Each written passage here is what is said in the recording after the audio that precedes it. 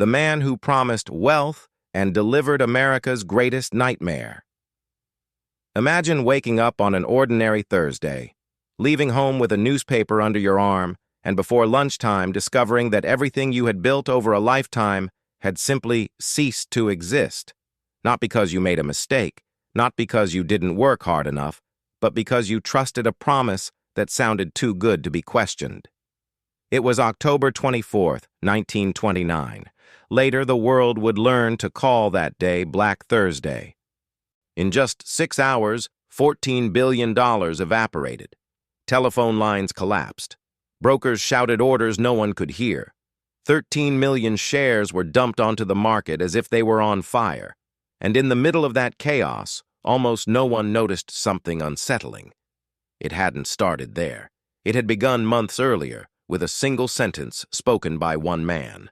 A smiling man, confident, called by the press Sunshine Charlie. Charles Mitchell was the kind of person who inspired trust without ever asking for it. He spoke about prosperity the way others talked about the weather. Natural optimism, a steady voice, a constant smile.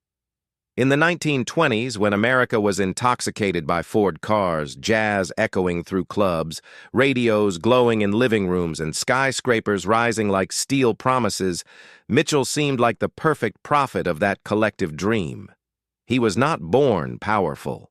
The son of farmers from Massachusetts, he started small, but he rose quickly. Therefore, when he took control of the largest bank in the country, he didn't see himself merely as a banker. He saw himself as a missionary. The mission? To turn every American into a capitalist.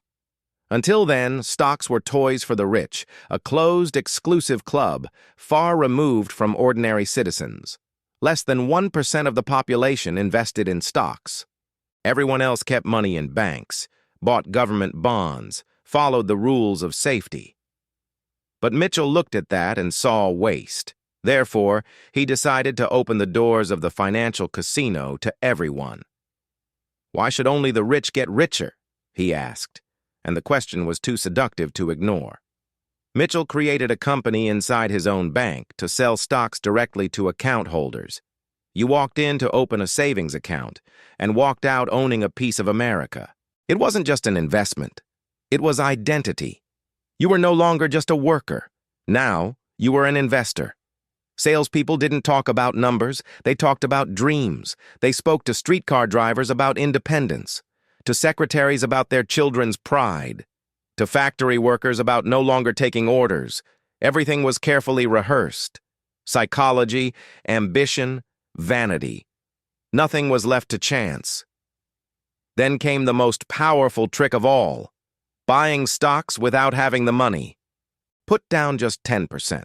The bank lends you the rest. It sounds absurd today, but at the time, it felt brilliant. Therefore, with $100 in your pocket, you could control 1,000. If prices rose even a little, the profit seemed magical. The examples were always optimistic. They always worked on paper. They always ignored what would happen if prices fell. And they never fell. At least, not yet. Every month, more people joined in. Teachers mortgaged their homes. Farmers sold their cattle. Mechanics bet entire salaries. The stock market kept rising, and the feeling was that anyone staying out was making an unforgivable mistake. Mitchell became a national hero, the democratizer of Wall Street, the man who gave the people access to wealth. But there was an uncomfortable detail hidden under the rug of optimism. Almost all that money was borrowed. Therefore, prosperity was being sustained by layers of debt stacked on top of one another, like a house of cards waiting for the wrong breath. Still, Mitchell didn't slow down. He did the opposite. He created funds that bought stocks with borrowed money, then sold shares of those funds on credit as well. Money supported by money that didn't exist. A mirror reflecting another mirror, creating the illusion of infinite depth. Some economists began to warn that the numbers didn't add up. The real economy was slowing, but stocks kept climbing. Something was out of sync. But the market didn't want to listen. Therefore, every dip was seen as just another buying opportunity. Until, in March 1929, the house of cards trembled. The market fell. Billions vanished in days. Panic began to spread. It felt like someone had finally pulled the wrong wire. And then Mitchell stepped in once again. In front of the cameras, he announced that his bank would provide all the liquidity the market and that an unnecessary crisis would not be allowed to happen. It was the final promise of safety. It worked. The market breathed again. Prices rose. New records were broken. Mitchell was crowned a savior. Sunshine Charlie had defeated fear. But that gesture had a fatal side effect. Therefore, it convinced millions that risk no longer existed, that there would always be someone big enough to stop the fall. The summer of 1929 was a collective intoxication. Shoeshiners gave stock tips. Housewives secretly sold jewelry. Children bought shares with lunch money. Ordinary people felt like financial geniuses. On paper, everyone was rich, but mathematics is not impressed by optimism.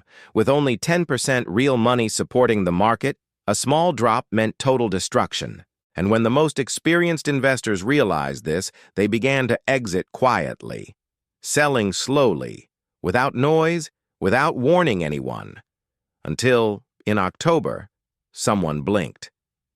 On the morning of the 24th, large funds began selling in blocks, not gradually, all at once. Prices slipped, then collapsed. Phones went dead. Orders piled up. Panic turned into an avalanche. And then the dominoes began to fall. First, banks demanded more money from those who had bought on credit, but people didn't have it. Therefore, they were forced to sell. The selling pushed prices down even further. Stocks stopped working as collateral.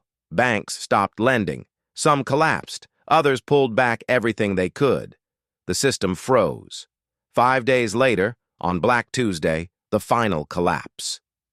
In a single day, more money was lost than during the entire First World War. Behind the numbers were lives.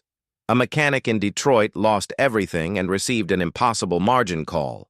He hanged himself in his garage. A teacher in Ohio watched her family home be seized. 3 generations on the street. Bridges became silent farewell points. The country that once called itself the richest in the world was now handing out bread. And Sunshine Charlie? Called before Congress, he coldly replied that he only wanted to give people opportunities. No one was forced to buy stocks. Technically, he was right. Morally, something felt hollow. He fell from grace, tried for tax evasion, removed, forgotten. The hero became a villain, a symbol of greed. To many, the man who stole the future from an entire generation. America changed forever. Laws were passed. Banks were separated. Rules were tightened. The country swore it would never again let the dream turn into a nightmare like that. But time passed. Therefore, memory faded. Today, millions invest through their phones. Buy with a tap, sell with another. Apps promise to democratize finance. Zero commissions, fast profits, easy leverage. The same song with a new rhythm. Debt hits records. Margins expand. And once again, we hear, this time it's different. Maybe it is. Or maybe Sunshine Charlie is just smiling quietly, reminding the world that good intentions don't save poorly designed systems, and that every promise of easy money always comes with a price.